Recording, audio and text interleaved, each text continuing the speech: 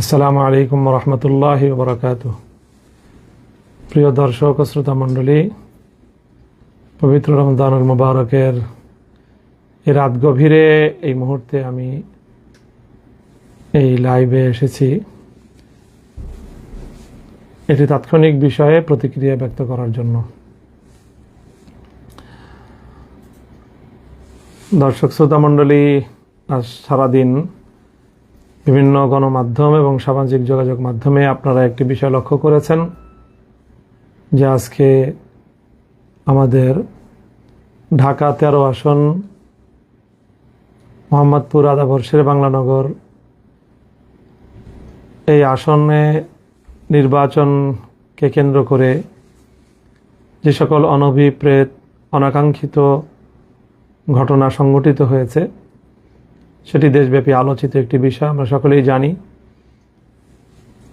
বিগত ত্রয়োদশ জাতীয় সংসদ নির্বাচনে যে আসনগুলোতে ব্যাপকভাবে ইলেকশন ইঞ্জিনিয়ারিং হয়েছে এবং জনগণের রায় ছিনতাই করা হয়েছে অত্যন্ত নগ্নভাবে, তার মধ্যে সবচেয়ে আলোচিত আসন হলো ঢাকা 13 আসন। এখানে জনগণের যে ভোট এবং জনগণের যে রায় সেটাকে সুস্পষ্ট ষড়যন্ত্রের মাধ্যমে ছিনতাই করা হয়েছে এবং সেই ছিনতাইকাণ্ডের সাথে অত্যন্ত দুঃখজনকভাবে বাংলাদেশের দায়িত্বশীল অনেকগুলো মহল এটার সাথে জড়িত। তার সুস্পষ্ট বিভিন্ন প্রমাণাদি এবং ঘটনা প্রবাহ আমাদের সামনে বিদ্যমান রয়েছে। সেই সাথে আমি এই কথাও বলতে চাই যে এই নির্বাচনে আমরা আমাদের নির্বাচনকে নিয়ে আমরা আমাদের অভিমত ইতিমধ্যেই একাধিকবার ব্যক্ত করেছি।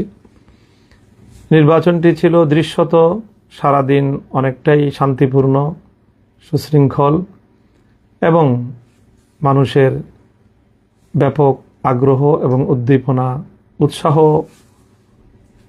একটি উৎসাহব্যঞ্জক পরিবেশে নির্বাচনটি সম্পন্ন হয়েছে। নির্বাচনটা যতটা সুন্দর, অংশগ্রহণমূলক এবং মানুষের উদ্দীপনার মধ্য দিয়ে আয়োজিত হয়েছে, কিন্তু সন্ধ্যার পর থেকে ফলাফল গণনার ক্ষেত্রে তার রিফ্লেকশন এবং তার যথাযথ বাস্তবায়ন আমরা দেখতে পারিনি।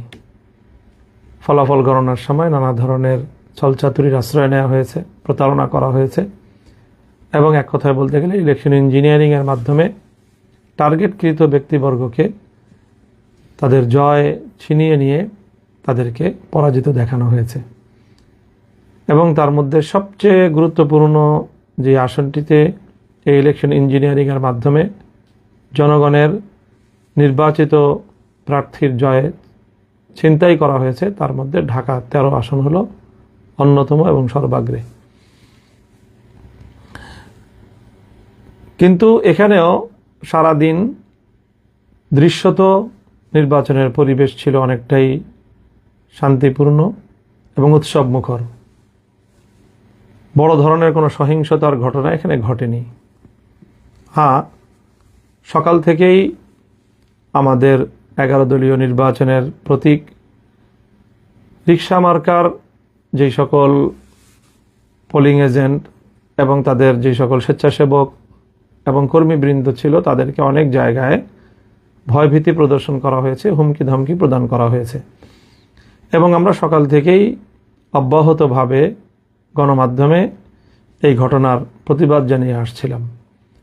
আমাদের ঢাকা 13 আসনটি 7টি ওয়ার্ড নিয়ে গঠিত এবং এই 7টি ওয়ার্ডের মধ্যে সকাল ভোর থেকেই সবচেয়ে বেশি আমাদের নেতাকর্মীদেরকে হুমকি ধমকি প্রদান করা হয়েছে এবং অশোভন আচরণ করা হয়েছে আমাদের এই 13 আসনের 34 নং ওয়ার্ডে। স্থানীয় বিএনপি নেতা রাজেশ খানের নেতৃত্বে এই জাতীয় কার্যকলাপ পরিচালনা করা হয়।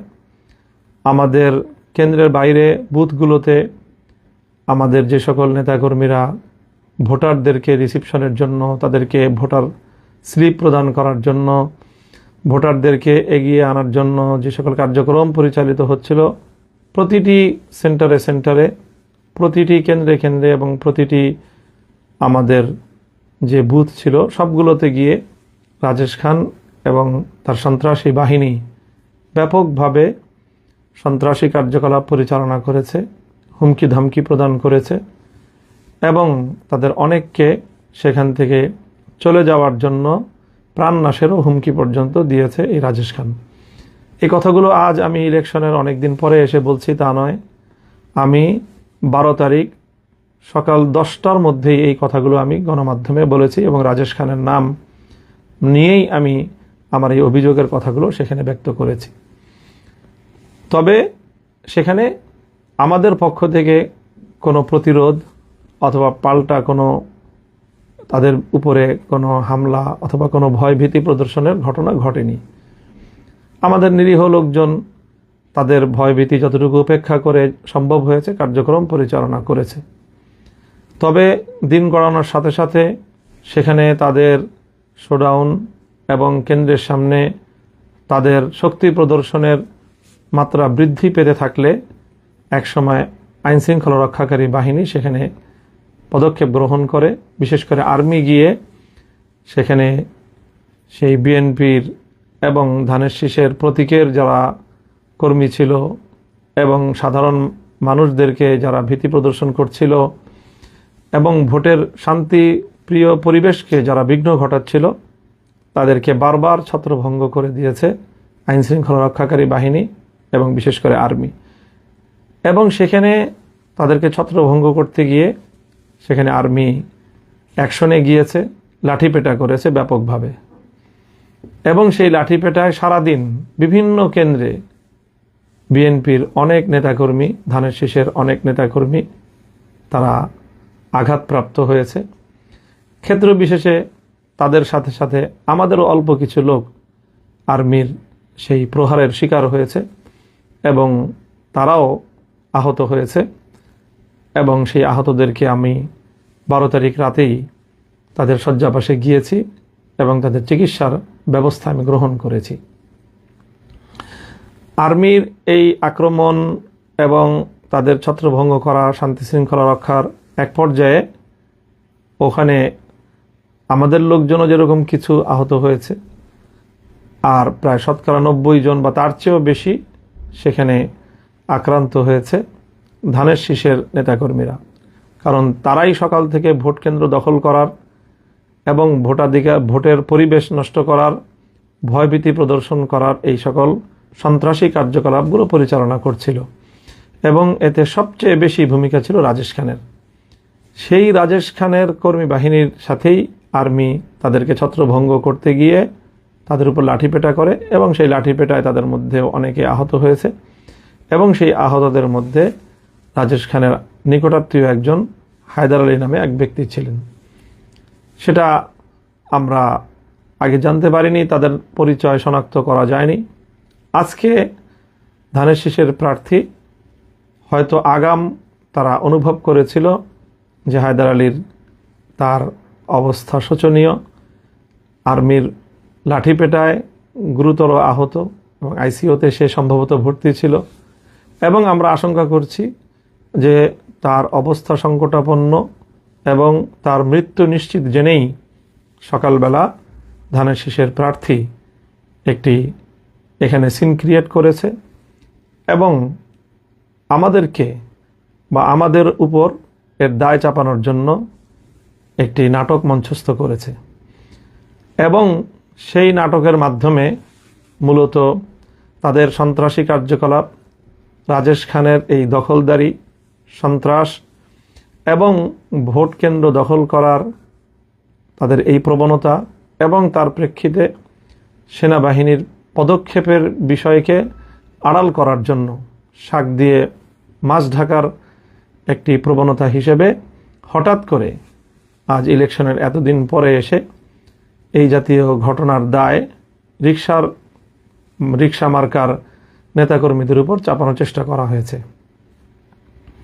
আমি মনে করি এটি একটি দূরভিসন্ধি এবং ষড়যন্ত্রমূলক ঘটনা।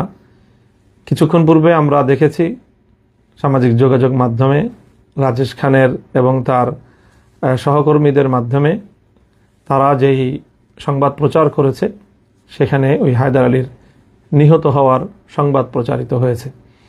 এবং আবারও তারা ওই শাক দিয়ে মাছ ঢাকার মতো মিথ্যাচার করে আর্মির হামলায় আহত হয়ে এবং শেষে নিহত ব্যক্তির এই ঘটনাকে তাদের সন্ত্রাসী কার্যকলাপ, রাজেশ খান তার নিজের অপরাধকে ঢাকা দেওয়ার জন্য সে আমাদের উপর এর দায় চাপানোর অপচেষ্টা চালিয়েছে।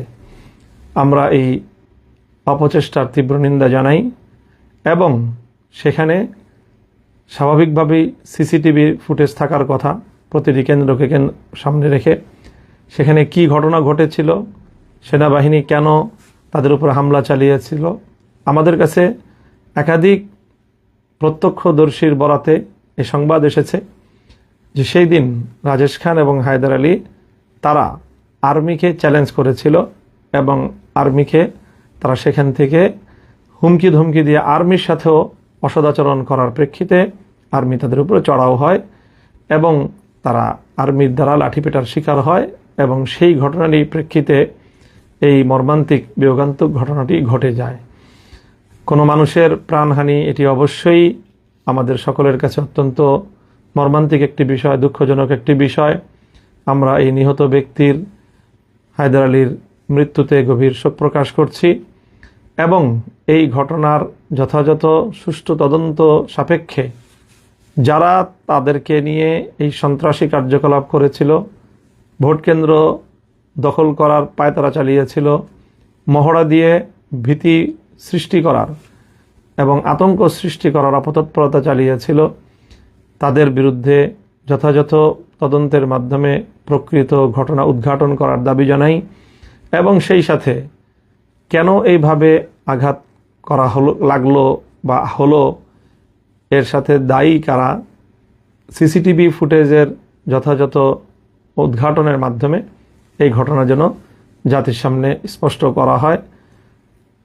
এখানে একদিকে আমরা তাদের বিরুদ্ধে ইতিমধ্যে ইলেকশন ইঞ্জিনিয়ারিংয়ের অসংখ্য তথ্য প্রমাণ আমাদের কাছে বিদ্যমান থাকার প্রেক্ষিতে বিষয়টি নিয়ে আমরা যেমনিভাবে নির্বাচন কমিশনের কাছে আমাদের অভিযোগ দায়ের করেছি, সে একই সাথে আমরা এই বিষয়গুলো নিয়ে আমাদের আইনানুগ যাবতীয় পদক্ষেপ গ্রহণ করার আমরা পর্যায়ক্রমিক পদক্ষেপের মধ্যে রয়েছি, প্রক্রিয়ার মধ্যে রয়েছি। সেটিকে যেন ভিন্ন খাতে কেউ প্রবাহিত করতে না পারে, বাধাগ্রস্ত করতে না পারে, সেই জন্য আমরা দেশবাসীর প্রতি, সরকারের প্রতি, আইন শৃঙ্খলা রক্ষাকারী বাহিনীর প্রতি আমরা উদাত্ত আহ্বান জানাই এবং দেশের সকল জনগণকে আমরা এই ব্যাপারে সোচ্চার এবং যেভাবে ভোট চুরির মাধ্যমে জনগণের ম্যান্ডেটকে ছিনতাই করা হয়েছে ঢাকা 13 আসনে, এর বিরুদ্ধে সারা দেশের জনগণকে সোচ্চার এবং তাদের প্রতিবাদ অব্যাহত রাখার আহ্বান জানাই এবং একই সাথে এইভাবে ভোট কেন্দ্র দখলের অপতৎপরতার সাথে জড়িত রাজেশ খান সহ 34 নং ওয়ার্ডের ধানের শীষের যারা তৎপরতা পরিচালনা করেছে তাদের এই সকল অপতৎপরতাকে আইনের আওতায় আনার জন্য আমরা প্রশাসনের নিকট জোর দাবি জানাচ্ছি। আমরা চাই যেভাবেই হোক, যে প্রক্রিয়ার মাধ্যমেই হোক, একটি সরকার প্রতিষ্ঠিত হয়েছে, দেশ দীর্ঘ সংগ্রামের মধ্য দিয়ে একটি নির্বাচন পরবর্তী বাংলাদেশে একটি নতুন সরকার ক্ষমতাসীন হয়েছে। আমরা এই সরকার যথাযথভাবে কার্যক্রম পরিচালনা করুক, সেটা আমরা চাই। কোনোভাবেই শান্তিপূর্ণ পরিস্থিতিকে ঘোলাটে করার কোনো অপচেষ্টা, সাধারণ শান্তিপ্রিয় পরিবেশকে উত্তপ্ত করার মতো কোনো কর্মকাণ্ড যেন কেউ পরিচালনা করতে না পারে, সেজন্য আমরা সরকার এবং সংশ্লিষ্ট কর্তৃপক্ষকে সেই বিষয়ে সোচ্চার এবং সজাগ থাকার উদাত্ত আহ্বান জানাচ্ছি। সকলকে ধন্যবাদ জানিয়ে আমি আমার বক্তব্য শেষ করছি। ওয়া আখিরু দাওয়ানা আলহামদুলিল্লাহি রাব্বিল আলামিন। আসসালামু আলাইকুম ওয়া রাহমাতুল্লাহ।